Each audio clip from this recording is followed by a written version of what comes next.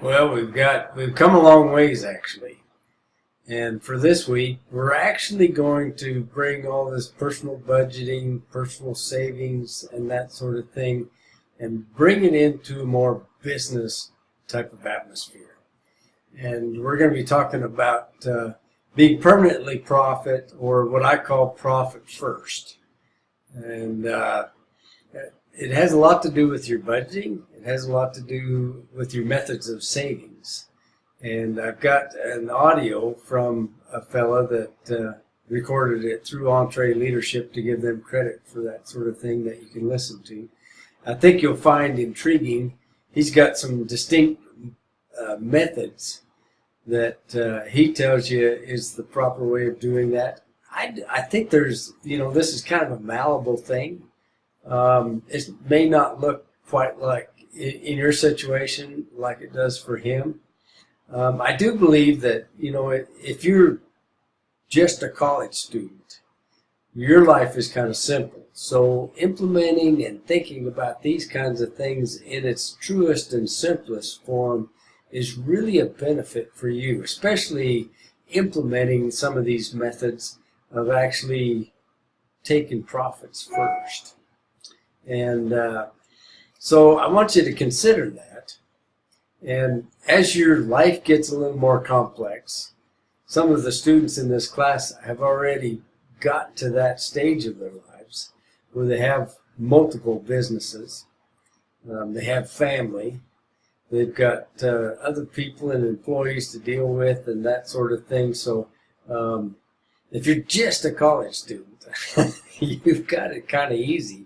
So you can kind of start implementing these things in stages. And even for those people that have complex lives, and I'm in that boat to a certain degree, although I've graduated beyond that to a little bit of a degree. But I just say implement what you can. You don't eat an elephant except by one bite at a time. And I don't say go out there and open up 6 different accounts, checking accounts, for instance. I mean open an extra savings account when you need it. Open up an extra checking account if you need it, that sort of thing. One at a time as you need it. Kind of be looking down the road if you can, so that you can expand as your base of knowledge expands, as your experience expands, and that sort of thing. Anyway, hopefully you're able to join us and watch Lowell Catlett. He was my major professor at New Mexico State University a long time ago. He's quite an individual. I've been the benefit factor of many people, over the years that have affected my life, and Lowell was a major portion of that. So hopefully he made you think. And this week, also at noon, on Monday, we have a friend of mine that's actually my financial advisor or coach for our retirement, and she's going to come in and just talk a little bit about, setting up an account.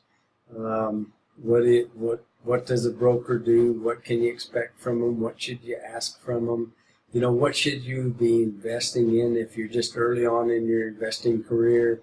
Those kinds of things that, we get a little bit intimidated, at least some of us. I was at one time. And it's not all that. It's not rocket science.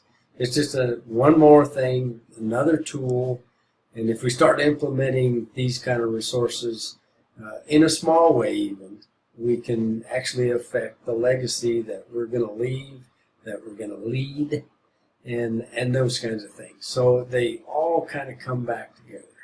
So anyway, one last note on the Profit First lesson is that I want you to consider this.